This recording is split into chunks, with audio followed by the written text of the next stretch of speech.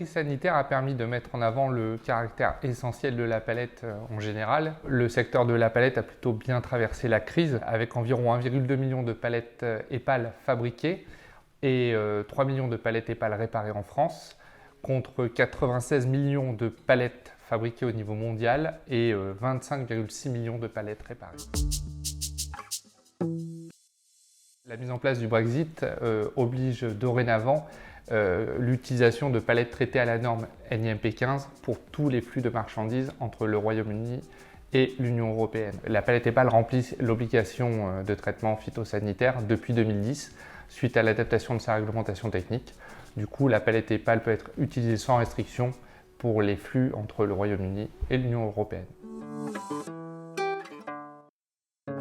EPAL France a lancé en septembre 2020 une enquête de satisfaction auprès de ses adhérents pour essayer de cibler les sujets les plus importants pour eux dans les années à venir. Cela nous a permis d'identifier 3 sujets prioritaires.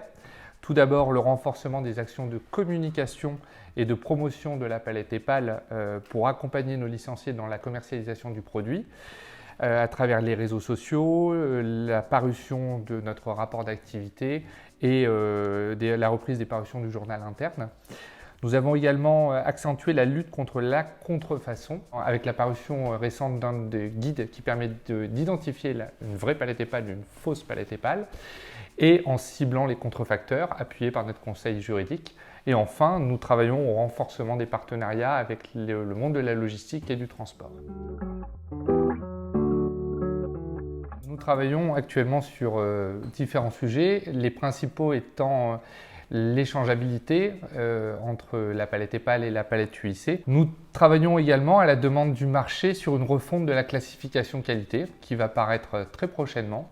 Et enfin, nous continuons de travailler sur la palette EPAL connectée, nommée iPAL, qui devrait prochainement arriver sur le marché.